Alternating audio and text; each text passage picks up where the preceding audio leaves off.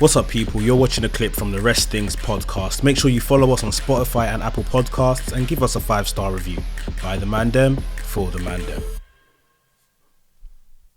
Hey, anyone can become a wrestler now. Anyone is. I mean, anyone can be a wrestler. Anyone. What do you mean by that?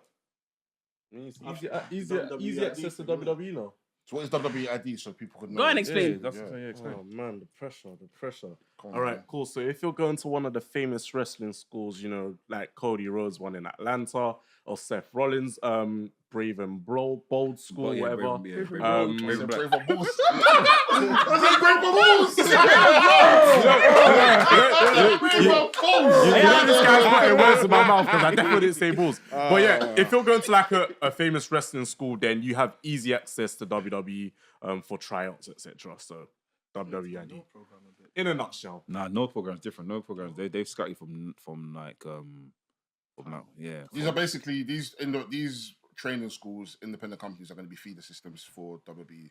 Yeah. I see a lot of uproar about it online. What's wrong with it? But the thing think is, people are misconstruing indie promotions and then wrestling schools. So they're getting confused. Yeah. But so they're dumb. There was a report that came out today. I'm not gonna say it, but yeah.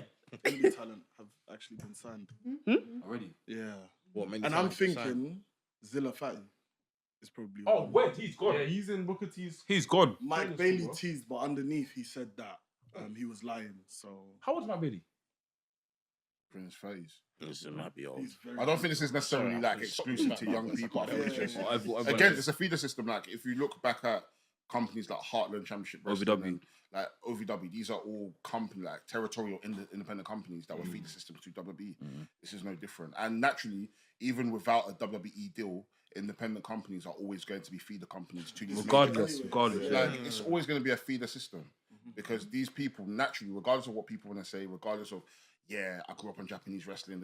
These people want to go to major companies. So, and a lot of people are going to be complaining and saying, this is going to affect WWE already killed the UK scene. UK scene was dead on arrival already, as it was. They were already fucked. Do you know what I mean? Now it's rebuilding, and I hope it gets to the promised land. Obviously, there's still a lot of work that needs to be done, e.g. camera work and microphone work and all that kind of stuff. I don't know what's wrong with me. I'm a madman, you know. I mean,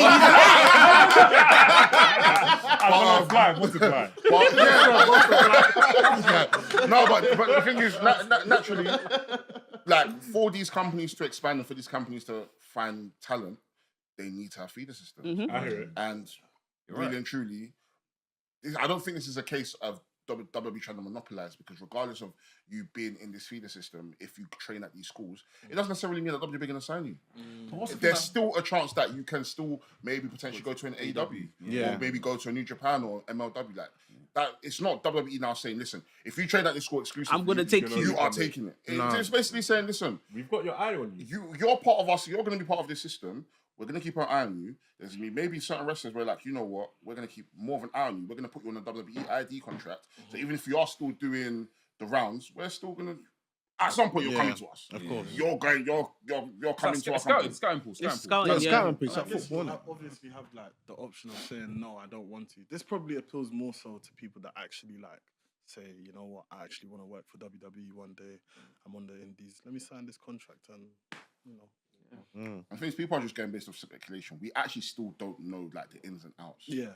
Like people are just like the wrestlers seem very excited about it. All the wrestlers were excited. I saw bare tweets. You know what? This is a great chance for me and people that I've been working with for over 10 plus years to now finally get the chance to be on the major stage.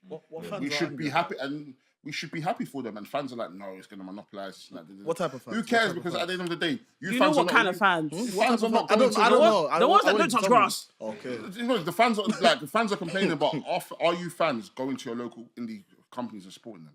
Are you guys buying merch? Are you guys buying 10 by 10 prints with signatures on them? No, so there's no point complaining. Like you can't be, you can't be saying WWE are trying to monopolize, but then there are how many Congo Championship wrestlers within your facility and you're not supporting them? What about Gavin Toronto? You know what I mean? Like use your church brain and let Jesus work in your life, innit? Turn it on, man. Like you can't complain about one thing, but then you're doing the exact same thing. But support these companies, like man. obviously, like obviously I hate to bring this up because now it's it's too much now, innit, according to some people. But whenever we go training, right? Yeah. Coach, Wait, people say it's too much. Don't talk about training. I'm gonna fly. Go to training yourself. Big up Mex. Mex, you got to me last time, yeah? Let's get on to me. I miss you, though. I can't lie, I miss you, bro. But, always, man. Mexico. whenever we go training, coach was like, bro, one day you're gonna eventually want to go to a company like a AEW or WWE. It's the balls in your court by the end of the day. Just pick, do what's right and get there. Man. I don't know why I said that. Yeah. I lost my thought. No, you were saying Mex was getting onto you, innit? No, but it was to that point, but I lost my train of thought. Okay. What do you guys think about WWID? I was going to ask a question in the sense that, in terms of the fans' outrage, like the way I see it in the sense that when we're looking at the New Japan system, if you graduate from certain schools, you can join the company, but there's a certain ceiling for you. Obviously, I'm looking at Shingo as an example because he wasn't a New Japan graduate. He was a Dragon Gate graduate. And obviously the ceiling, for me, obviously I want better for Shingo, for example. 100%. But I know that because of that, Shingo is not going to reach a certain level.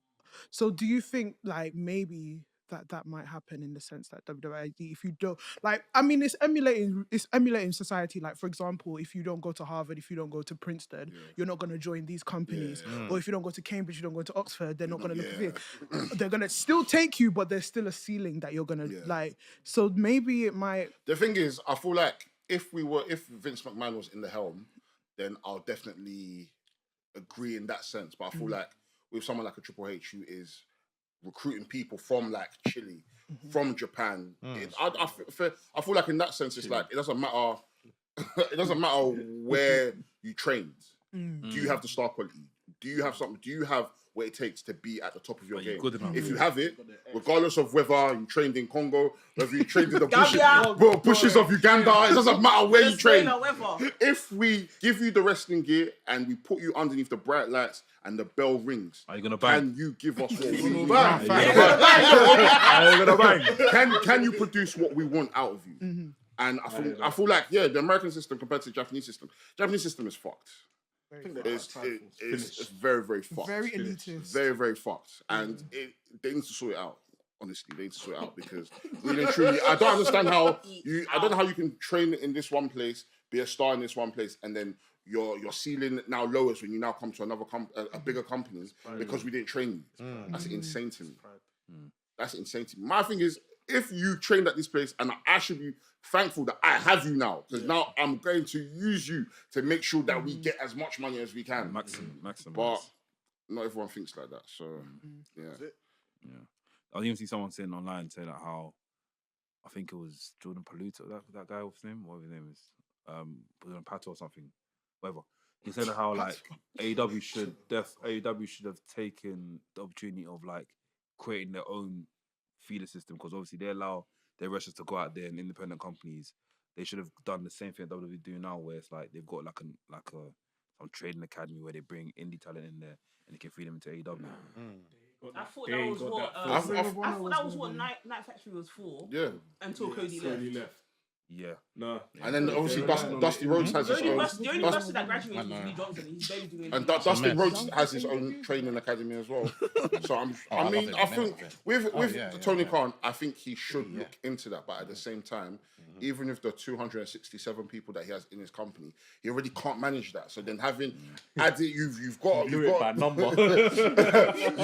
whole 267 roster with two companies. You've got your two football teams of your American football team and your Premiership football team. You also have your own sports management company. You've already got a lot on your plate. So to now say, you know what, I'm gonna now add one or two training schools underneath my belt. It's not gonna benefit. He's too much. It's not. He's probably gonna forget that these are training schools and he's gonna add cameras there. So let's just film it and do a TV show. We're gonna do Hangman Adam Page angle here. Brother, come on, man. It doesn't make any sense. It doesn't make any sense. At some point, I do think that should be the direction that they go, because really and truly, you do want to be able to funnel the talent that do come in. So if you have a particular way of maybe a particular style or in terms of teaching, because of course we said it last week on the live stream, wrestlers need to be a bit more discerning and take charge of how they cut their promos and how they promote themselves. If Tony Khan was to build a system where it's like, you know what, we're going to teach you guys how to do things our way, then there are going to be people that are going to be like, you know what, I don't necessarily have to go to an NXT, or maybe I don't have to go to a reality of wrestling because Tony Khan has his own way of doing stuff. So I'm going to go over to, I don't know, Khan of Wrestling and learn how to do things the AEW way. So then that way you've got the WWE way, you've got the AEW way, and then whoever wants to go to whatever type of training school they want to go to, it's up in the air for them. And then that might even build more wrestling schools because, like, hey, this person used to wrestle for AEW. Yeah. They don't wrestle there anymore. Okay, cool, I'm going to start building my own school. Tony Khan is friends with you. Oh, okay, cool, we're going to get you onto this feeder system. We're going to put money into your training school. WWE the same as well. CM Punk is not going to be wrestling forever. This guy maybe has 4.5 years left in his tank. But he could say, you know what, because of the WID thing, I could maybe build a school in Chicago now. I don't have to necessarily be part of NXT. I can still do my own thing. Then I can build my own wrestling school. But then now him and Triple H are friends. Okay, cool. We're going to add you to WID and then go from there. Yeah. So Tony Khan needs time before he gets to that point. They've only been about for 5 years. I feel like 5 years is too short of a time for us to even be thinking about these kinds of things.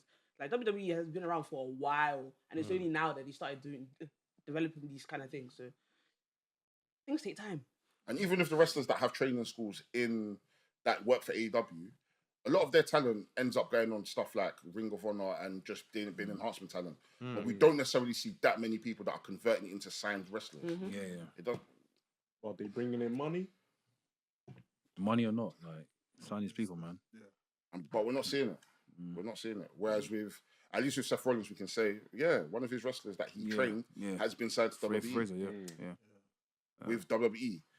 What's it called? A few people from Reality of Wrestling have been signed to WWE. Even Sammy Guevara as well. Obviously, of AEW. I mean, again, like we said, the blessed thing about it is even if you're part of WWID, even if you don't go to WWE, there's still an option that, you know what, Tony Khan might want to spite WWE by saying, you signed this guy, we didn't sign this guy. Cool, I'll take him then. That's the beauty of it. I feel like they do that already, man. With unused talent WWE have, they're always like, yeah, I'll take them, I can use them better. Yeah. But I'm sure that's how Roxanne signed to WWE. Yeah. Because she was working for Ring of Honor. She was the former Ring of Honor champion. Yeah. She didn't end up getting signed by AEW, and she went to WWE. She went Charles. She had Charles, and she got through to Charles, didn't it? What's up, people? You're watching a clip from the Rest Things podcast. Make sure you follow us on Spotify and Apple Podcasts and give us a 5-star review. By the Mandem, for the Mandem.